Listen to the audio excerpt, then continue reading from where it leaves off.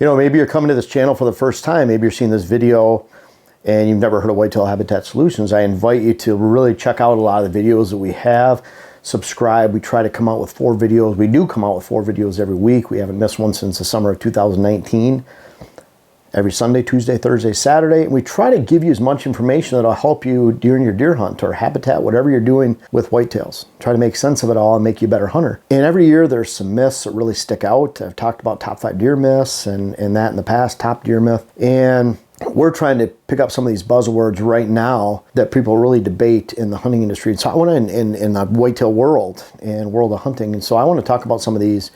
And I think by understanding some of these a little bit better, it'll make you a better deer hunter if you believe in some of these myths. And so let's just talk about these and we'll go through them. And I think this is important. Let's start out with peeing in the woods. You know, I've often referred to, you know, people bring a pee bottle out in the woods to pee in their tree stand. Just pee off the stand.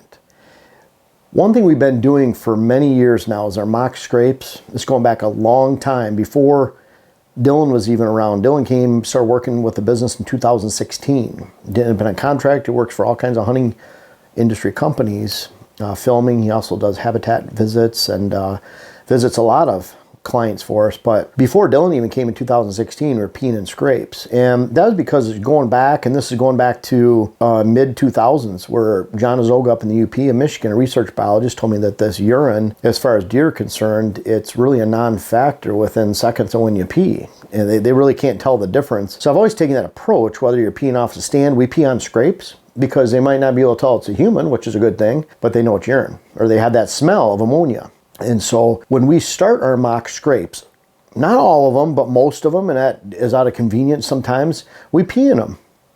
Sometimes when we go change a trail cam card in August, we pee on the scrape. We have deer come in right away and smell that, and they aren't alarmed in any way. So this is something, whether you're bringing a pee container and you don't, whether you have to pee and you hold it, just go. Just take a whiz. Tree stand, whatever it might be, it's not a bad thing to urinate and really worry about that in any way. You do not have to. That's a myth I think we'll keep hitting, because I keep hearing it over and over again. Oh, I can't pee in the woods. You really literally pee in your mock scrapes? Yeah, and we have probably the most mock scrape videos and content compared to anybody in the hunting industry. We have over 50 videos on mock scrapes. Don't use pee, we don't use scent, but yet people talk about it all over the country about how effective they are, and I encourage you to use them, because a mock scrape, as long as it's natural, can be your #1 tool of attraction in the deer woods, right in front of your deer stand. We put a mock scrape in front of every deer stand, off to the side of every blind. For one, we can monitor the herd in that area. We like doing that with trail cameras or by sight, by sign, whatever it might be, seeing fresh scrapes. But two, it's fun. You know, deer come in, they're focusing on that mock scrape that we might have just peed in instead of you in the stand or instead of the camera nearby. They're not focusing on that. So it gives them something to focus on.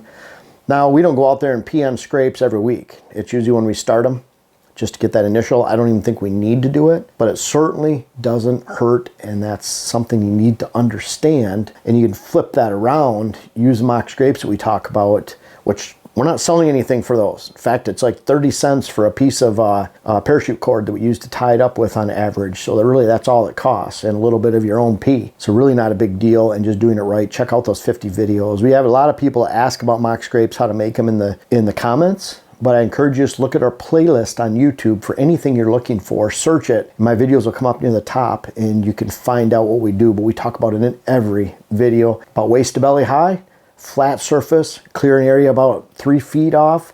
We want a vine or a branch that's 6 to 8 feet long, hanging from a tree limb or a rope going between 2 trees. And Dylan, am I missing anything? 3/4 of an inch to 1 inch diameter for the tree, and no scent or anything on it. A rake if you're really fancy to and we dirty up the ground. We even have a rake that we cut the handle off so it'd fit on the side-by-side or ATV better. So we do carry that out there sometimes. But yeah, that's about it. Number 2, the moon.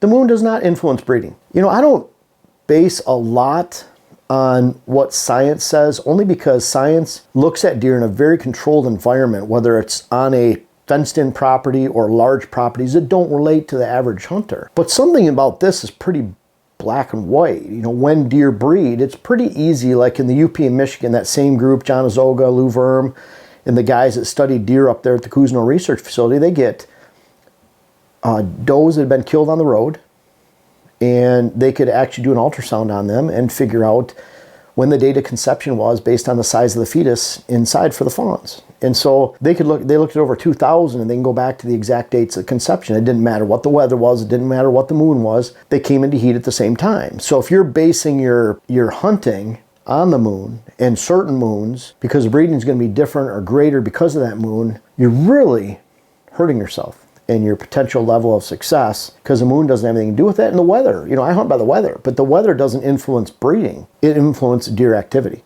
So if it's an 80-degree day in November 8th and you're in central Indiana, deer probably aren't going to be too active even if it's prime rut. November 15th, 10th, 8th, whatever that is, right there in central Indiana, it's about that time. On the flip side, if you just had a major front go through for a day and a half, winds were up to 40, 50 mile an hour, and you had extreme rain, wind, snow, and it kept the deer in their beds and they didn't feed. Now all of a sudden, it's comfortable cruising weather at a high of 35 when it was just a high of 85, and deer are obviously going to move then.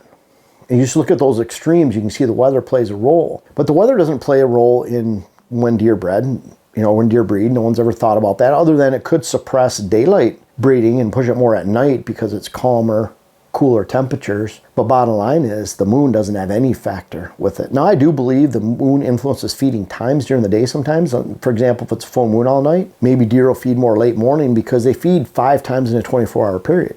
So just like us, if we eat a giant lunch, we're probably not going to eat as much for dinner. If we eat a giant breakfast, we probably don't eat as much for lunch, but then we might eat more for dinner.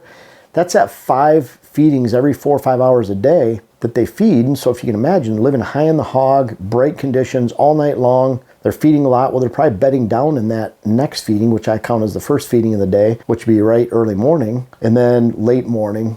Lunchtime is when they're actually feeding because they didn't feed as much the feeding before. Does that make sense? So a lot of times you don't see movement in the morning. You don't see movement as much in the afternoon, evening because they're feeding so much at night. So moon to me does influence feeding times a little bit, but that's not as much of a consideration when you're actually going out to hunt or not. But definitely it doesn't dictate when does come into estrus. In fact, just like horses, you look at people that artificially inseminate horses, they'll go around the country and they can plan their trips by certain horses that come into heat, and they can breed them and artificially inseminate them at the same time every single year because they will come into the same time 365 days later, just like does.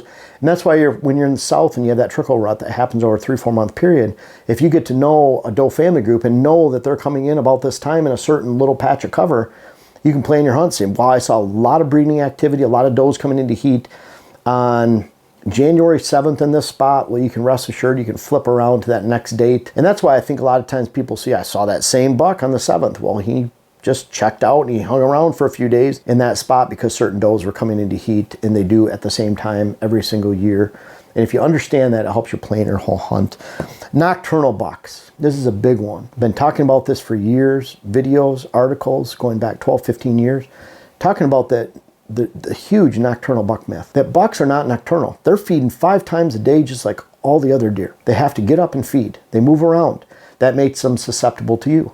And you can take advantage of those movements. If you're getting deer that come into a mock scrape, into a food source that you're watching, into a natural scrape, across the movement on the top of a hillside somewhere on public land, to a greenbrier patch on public land down in Ohio, Kentucky, to a stand of white acorns. They're not coming in until 2 a.m., 3 a.m. That's because they came from such a far distance to get there that they're not coming until the middle of the night. They were somewhere else during the daylight. So then that helps you understand, boy, this buck isn't nocturnal. Where can I look 3/4 mile, mile and a half away? Where did he come from? Why is he coming in that late? Why am I never seeing him? It's because he lives somewhere else. And if you understand that, understand there's no such thing as a nocturnal buck other than nocturnal properties, nocturnal stand locations. Your stand location, your blind location, public or private land can become nocturnal. Deer just don't show up during the daylight because they know that you're going to be there or someone's going to be there. It's especially true on private land when you're hunting 40 acres. Well, you make the whole property nocturnal just by a few intrusions where you're really being irresponsible with how you hunt and how you move about the land. You're not really being a predator. And it creates a situation where those mature bucks, especially because mature bucks are much more reactive than does. Does have a fraction of the home range as a mature buck, and that mature buck will leave and he won't come back. He knows where the best food is in the area. He's old. He knows where the best cover is that relates to that food. And when he gets bumped out here, he goes there. And he usually doesn't come back, especially if he's happy there. Why is he going to come back? He might come back during the rut. He might come back at night. That's why you see him at night, in the middle of the night. He's not nocturnal. He's just daylight somewhere else. If you understand that and you're planning your hunts accordingly, heck, if you're on public land, what's cool about that is if he's nocturnal here, that means it's probably daylight here on public land and you can still go hunt them. It's just your job to figure it out, and that's where boot time and staring at a map comes in. Where is he coming from? That's away from roads, away from people, has good diversity of habitat on public land. You're looking at hardwoods mixed with highland, lowland, swamp edge, shrubs, bushes, upland cover, where you find all those diversities taking place and it's hidden. That's probably where you'll find that big boy on public land. He's not nocturnal again. He's just daylight somewhere else. Again, if you understand that, it helps your hunting greatly. To put Dylan on the spot for honorable mention, something that you can think of in 2022 going into 2023 that's a hot topic of myth and sometimes misunderstanding in the deer hunting industry, and make it easy on me. I think there's a lot of people that think they have to shoot a very heavy arrow. Ugh. Dylan. Okay, I'm going to ask you this. What grain arrow do you shoot and what poundage are you at? What's your setup? I am at 29.5-inch draw, 70 pounds, and my arrow with a lighted knock is 455 grains. So we're looking at more of a balanced setup. And It's not super light. It's not real heavy. And I refer to mine. Mine's 430 grains. And I do have lighted knocks on, so that would push them up more closer to you, but I'm shooting 63 pounds. And I have a 27-inch draw, so I'm not creating as much stored energy as you are with those gorilla arms. And so, but bottom line is it's more of a balanced setup. And I think it's good to talk about this because in anything there's pluses and minuses. I know people out there that brag about breaking the shoulder bone on purpose of a deer, shooting them, quartering towards them. Highly, highly unethical. Because for every person that brags about it and shows a picture online, there's a lot of people that tried it and lost a deer or weren't successful. I'm not saying it doesn't happen. I'm saying it doesn't happen enough to where you can plan on it. And when you can't plan on it, it's not a good thing. If there's negatives that you have to factor in, the negatives, trajectory is so critical. And so you look at a deer with and we've tested 630 grain arrows versus 430 grain arrows. And we found that the drop between 30 and 35 yards, 30 and 34 yards, right around there, the difference was 7 inches with the heavy arrow versus 3 inches with the more balanced arrow. 7 inches off if you make a perfect shot, high or low. Think about that. Not everyone in the woods can guess the exact yardage. The professionals have a hard time doing that in 3D circuit. That's why they have marked yardage now. And a lot of the marked yardage is more popular than the unknown because at least in hunting you have a rangefinder. You can know that that tree is 30 and if the deer is standing on that trail behind it, it's 32. So you know that, but boy, when things come into range, when a buck comes in and things are happening, you need that trajectory on your side. That doesn't mean you're going to shoot 45 yards. What it means is there's a big difference in drop between 27 and 32, and you might not even recognize that 5 yards in the field, but your bow will recognize it if you don't have that trajectory on your side, and that's the balance of risk. Maybe you get a little bit more penetration, but that's even hard to argue too. There's some good studies out there that study momentum of an arrow, and momentum meaning its ability to continue with that amount of force through an object. That's why a piece of hay or straw goes into the side of a barn and sticks in, because it had enough momentum, even with such a light weight, to penetrate. And so at some point, the speed factors in with a lighter arrow. And so there's people using 350 grain arrows. And I just don't use that. I don't want to try it. I don't really care. I have used down to 320 grains. I think it was 18 grains, 318 grains in the past with a 57 grain broadhead. And they were ACC 100s, I believe, or no, Carbon Express 100s. I'm getting mixed up. The ACCs I used to use, I want to say are 318s, somewhere around there. They're really lightweight compared to like a 349 that was heavier. But bottom line is they were those lightweight arrows, and I still had penetration, and I said pass-throughs all the time. Went through shoulders with a 57 grain broadhead. Bottom line is, doesn't matter what you're using, you have to figure in the pluses and minuses. And I think a myth is that if you have this giant heavy arrow, it's going to be good. And that's why a lot of pro shops talk people out of that, a lot of competent pro shops. And you can make a case that a light arrow is bad. I really don't know, but bottom line is if you're using a balanced arrow, you get to experience trajectory and a flatter trajectory. Because let's face it, we're not shooting out typically to 70, 80 yards for whitetails out of a tree stand. But we are shooting at around 30 yards. And it makes a huge difference going from one to the other. Not everyone can pull back 75 pounds and shoot a 600 grain arrow with 30-inch draw and still get a really good speed on that helps flatten trajectory. Myself is one example of that. Where accuracy matters greatly in that trajectory is a portion of accuracy and how much that arrow drops or not.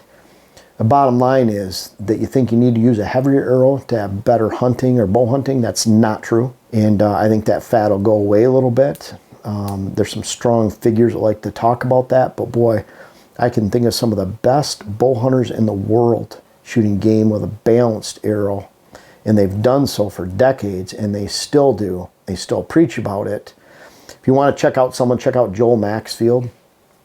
He's just one of the best bow hunters. He shot the Super Slam. Check out his thoughts on Facebook. Just look up Joel Maxfield and see what his thoughts are on light arrows, heavy arrows. And you know what's funny about a lot of these guys have been doing it for decades? They have no reason to lie or make things up. They can shoot whatever they want. They can use whatever arrow they want, probably for free. They can use whatever broadhead they want, probably for free.